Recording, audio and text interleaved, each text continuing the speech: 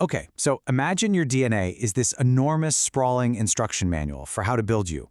It's got thousands of recipes, right? These are your genes.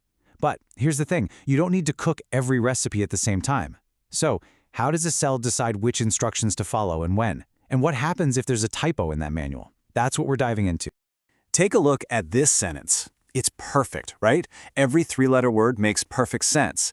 This is a lot like a healthy DNA sequence. In our genes, these little three-letter words are called codons, and they're the instructions for building proteins. So this sentence? This is our baseline. Everything working exactly as it should.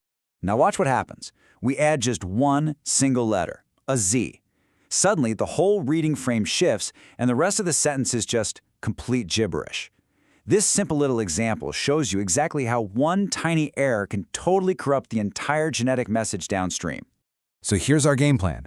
We're going to journey through the cell's amazing control systems and see how it manages its genes. And then we'll look at what happens when that control system breaks down and the code gets changed permanently. So what exactly is gene regulation? Well, put simply, it's how an organism decides which genes to turn on and which to turn off. See, a cell doesn't want to waste energy making a bunch of proteins it doesn't need at the moment. Regulation is all about being efficient and adapting to what's going on around you. Let's start with some of these simpler life forms out there, like bacteria. These guys, prokaryotes, have this wonderfully efficient system for controlling their genes.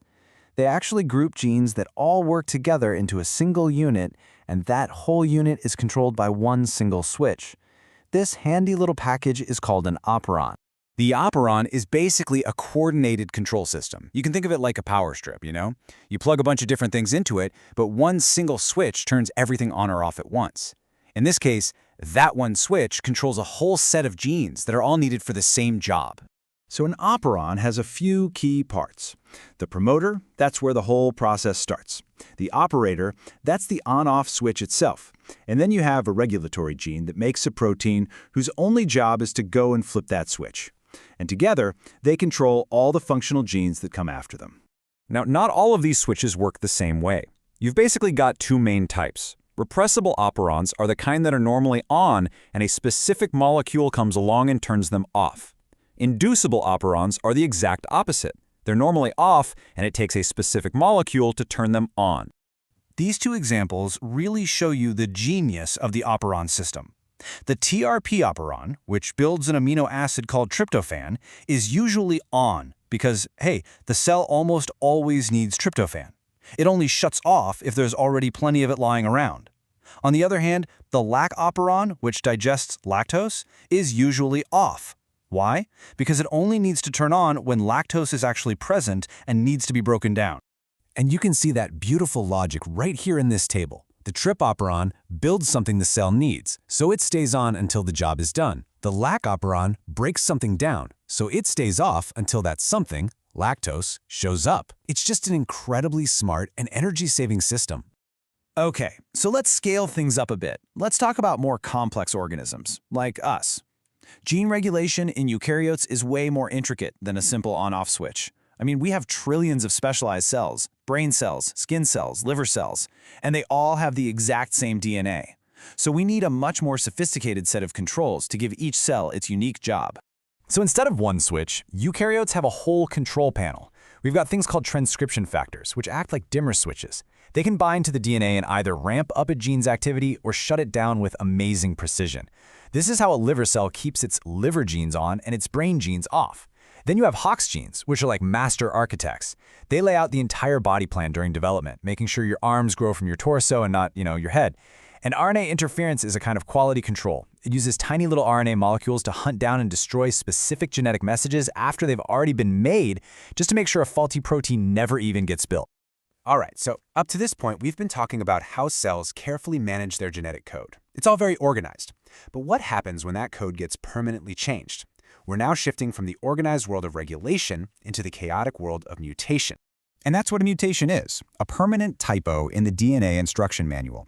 This little change can alter the protein that gets made. Sometimes it has no effect at all, but a lot of the time it stops the protein from doing its job, and that can lead to disease.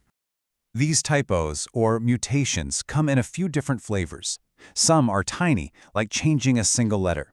while others can involve deleting or even duplicating whole sections of the code. Let's break down the main types. This table does a great job of connecting the type of error to what it does. A missense mutation just changes one word. A nonsense mutation creates an early stop sign, cutting the whole message short. Deletions and insertions cause a frame shift, scrambling everything that comes after, just like in our Z example at the beginning. And expanding mutations create these stutters in the code, which can be devastating in diseases like Huntington's. So we know what mutations are, but where do they come from, and what do they actually do to a living thing? Let's get into the cause and the effect. Mutations really come from two main sources. Sometimes they're just spontaneous mistakes. Our own DNA copying machine isn't perfect, and it makes a typo every now and then. Other times, mutations are caused by outside forces called mutagens. These can be certain chemicals or radiation like the UV rays from the sun that actually damage the DNA molecule itself. Now, to really understand the consequence, just look at this image. On the left, those are healthy, perfectly round red blood cells. And on the right, those are the distorted, sickle-shaped cells from someone who has sickle cell anemia. This massive change you see is caused by one of the tiniest mutations possible. It's kind of incredible. A change in a single letter of DNA leads to just one wrong amino acid out of hundreds in a protein.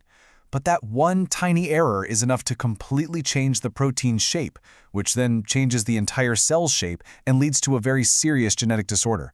It's a perfect example of a tiny cause having a huge effect. Finally, it really matters where a mutation happens. If you get a mutation in a somatic or body cell, like a skin cell, it only affects you. It's not passed on. But if a mutation happens in a sex cell, a sperm, or an egg, that's a whole different story. That mutation will be passed on, and every single cell in your child will carry that chain. Which brings us to this really fascinating final thought.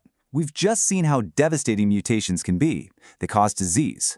But on a much bigger scale, these exact same random errors are the raw material for all of evolution. They create the genetic diversity that allows life itself to adapt and change over millions of years.